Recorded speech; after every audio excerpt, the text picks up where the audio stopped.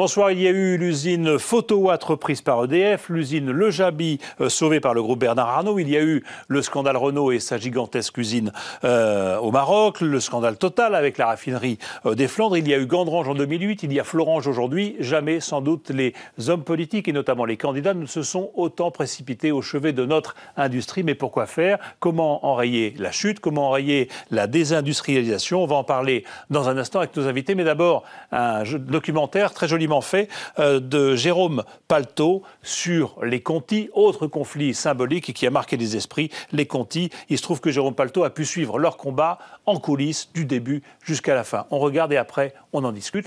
Et voilà pour ce très beau documentaire de Jérôme Palto sur ces Conti, un documentaire presque touchant, si j'osais le dire. Je vous le disais avant ce film, eh bien, les délocalisations, la désindustrialisation s'est invité au cœur de la campagne. Tous les candidats, ou presque, ont fait le détour par Gandrange, par Le Jabi, par Florange, etc., pour débattre de ces questions-là face à une France qui a l'air de voir son industrie, on en parlera, lui échapper. Comment enrayer cette désindustrialisation? C'est le débat qu'on va essayer d'avoir tout à l'heure, enfin maintenant, sur Public Sénat, avec Roland Spirko, qu'on a beaucoup vu dans le documentaire. Alors vous êtes presque l'homme de l'ombre de ce documentaire, c'est comme ça que vous apparaissez un petit peu, le conseiller occulte, la personne qu'on ne voit pas forcément en première ligne, mais qui est là, et vous nous direz comment, pour aider dans cette lutte des Conti. En face de vous, Jérôme Palto, le réalisateur, et puis Jean-Henri Lorenzi, vous êtes président du Cercle des économistes, je suis professeur Dauphine. Et professeur à Dauphine. Et on vous dit quoi? Vous êtes proche de François Hollande, on dit ça? Oui, mais ça n'a pas un grand rapport avec le sujet. Là, on parle d'économie.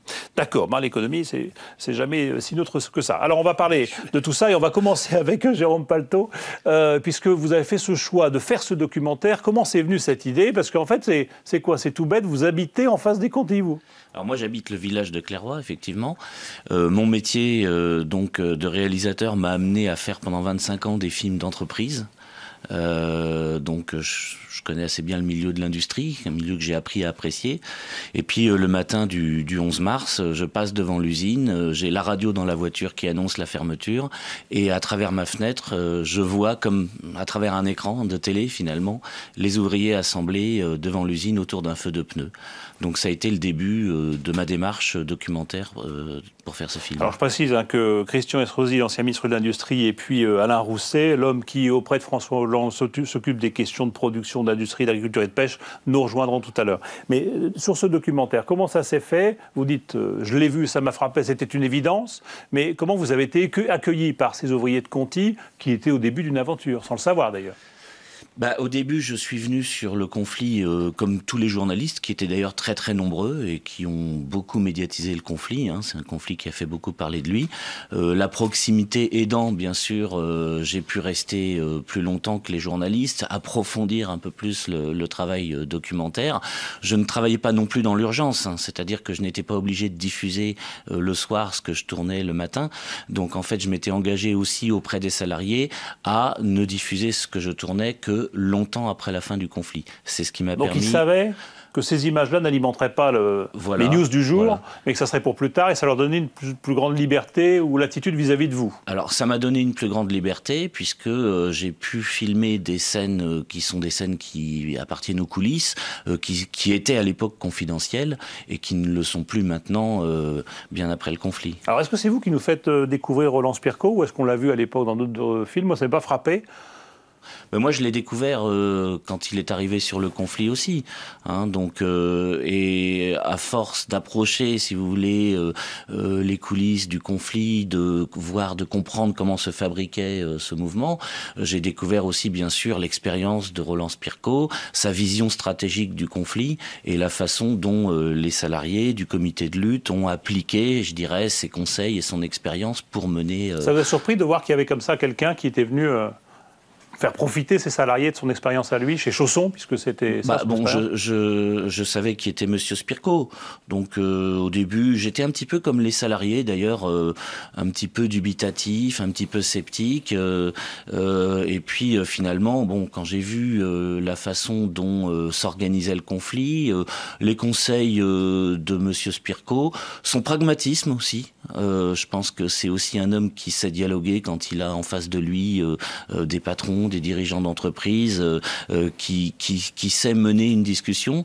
Et bon, son rôle est évidemment très important. Il a fait avancer les choses de façon très concrète. Alors, on va parler de ça et d'un petit peu de la façon dont vous avez ou vécu ou suivi ce documentaire. Mais on va revenir déjà sur une première séquence qui est très forte, qui est celle de cette fameuse lettre de licenciement, puisque c'est de là que tout démarre.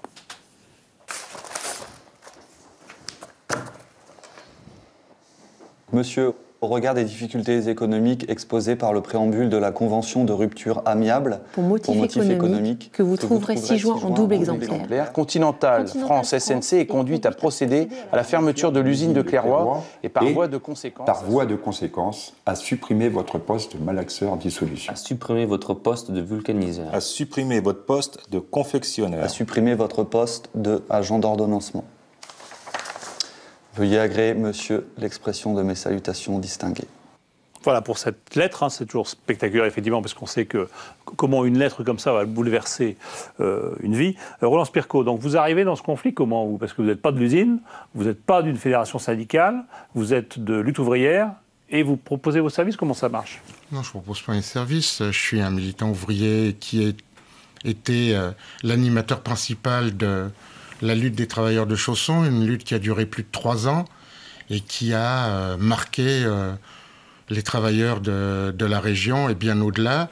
Et les travailleurs de Continental, immédiatement dès qu'ils ont appris la fermeture, m'ont téléphoné pour me demander de venir en tant que militant, ouvrier, communiste, révolutionnaire, ce que vous voulez, mais en tant que militant qui avait affronté justement 3 gouvernements de gauche, de droite et autres pour empêcher les travailleurs d'aller à la NPE, même si nous n'avons pas pu empêcher la fermeture, de pouvoir discuter ensemble, de retrouver les vieilles traditions du mouvement ouvrier pour être capable de faire reculer le groupe Continental. Et qu'est-ce qui a fait que vous avez eu envie de venir sur ce conflit-là? Parce que des conflits, il y en a, des entreprises en difficulté, menacées de fermeture, il y en a. En ouvrier, j'ai entre-temps, je suis à la disposition des travailleurs. Moi, je suis pour l'émancipation des travailleurs. Vous savez, je pense que les travailleurs, un jour, pourront prendre en charge cette société, se débarrasser de tout le patronat. Et donc, dès que les travailleurs veulent relever la tête et se battre, il me paraît juste et normal de les accompagner s'ils demandent quoi que ce soit pour leur apprendre justement qu'ils ont les capacités d'inverser, eux, le cours des choses.